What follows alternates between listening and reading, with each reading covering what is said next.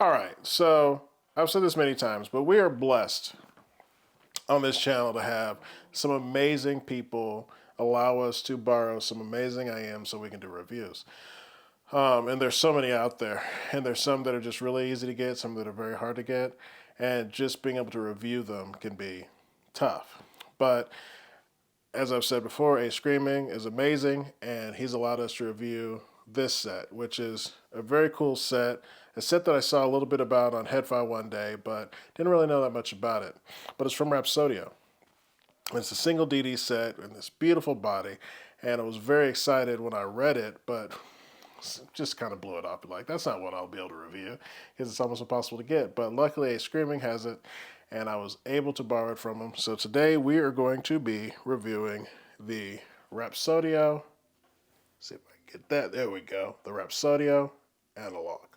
The Rapsodio Analog retails for around $4,800 and has a similar magnetic single DD driver, just like the Supreme version 3. Since this is a personal set of A Screaming, we won't be doing an unboxing today. But I had to show off these beautiful maple wood shells. They're absolutely gorgeous. It's a very beautiful IEM. You can see the engraving. It's just spectacular looking. Like the green and everything, but yeah, it's a very good looking IEM. This time I had it paired with the PW Audio Orpheus cable. So that's the cable that you see with it on. But yeah, one of the best looking IEMs I feel out there, just with these beautiful shells. All right, so I have this all tangled up. I don't know how I did that. Sometimes you wonder how IEMs get tangled up and so easily. So fit and finish. Again, I think that green is so awesome, and the detail work. It's such a good looking IEM. It's wooden, so it's very, very super light. I would say it's a medium size. It fits comfortably. This isn't the cable, the standard cable that comes with it. Fits comfortably. This is actually the PW Audio Orpheus, the mighty Orpheus cable. But pound for pound, the analog are very comfortable, very light. I have no issues listening to them for a long time. So, how does the analog sound?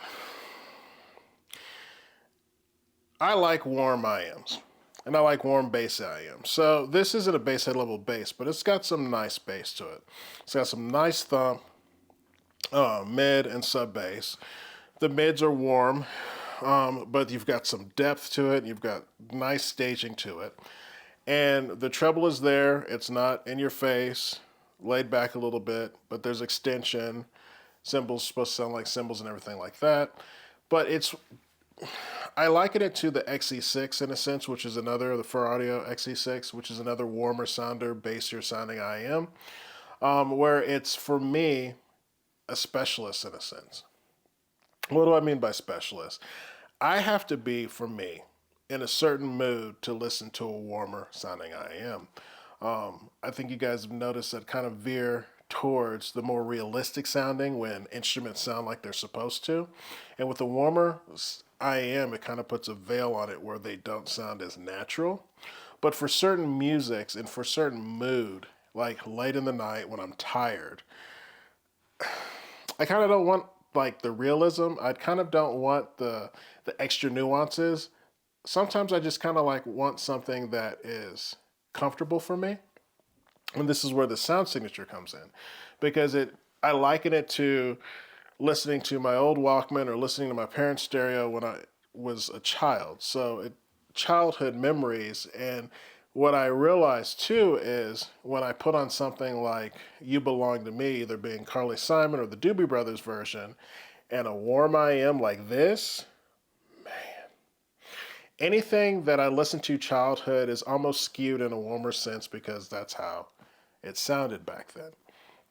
And that's why I call this a specialist for me, because if I want to harken back or listen to music from my childhood that I love, like I mentioned those two, but like the Doobie Brothers or like old Dolly Parton, things like that, I listen to something like this because that's exactly how I expect it to sound.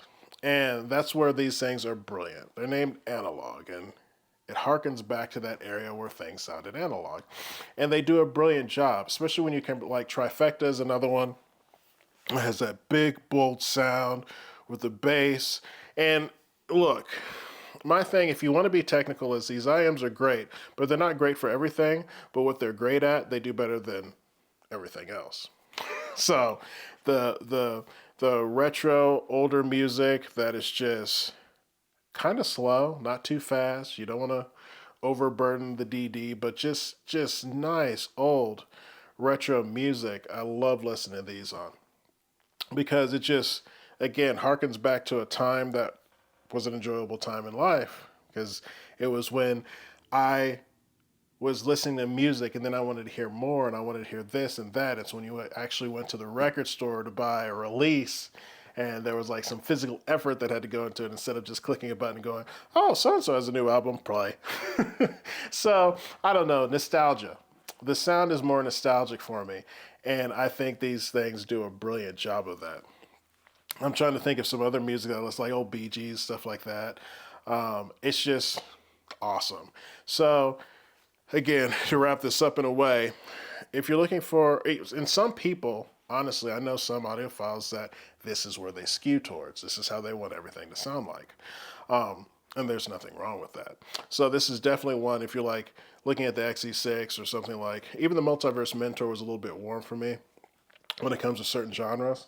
XE6, Multiverse Mentor, and I mentioned another one, Trifecta. This fits in that category for me with warmth. So if those are ones you're looking at, then definitely the Rapsodio analog is something you should look at as well. All right. So is analog, a purchase? It's $4,700, so it's expensive IM, but I think it's a unique IM in a sense where it competes with all the rest of the ones that are in that price point. And on top of that, you get some pretty good looks. But the sound, like I said before, if you're looking for that warm sound and the warm sound is your signature, then these sit with the rest of them being extraordinary when it comes to being awesome with that genre or with that sound that you're looking for. So yeah, these definitely compete. If you have any questions or comments, let me know and I will see you in the next video.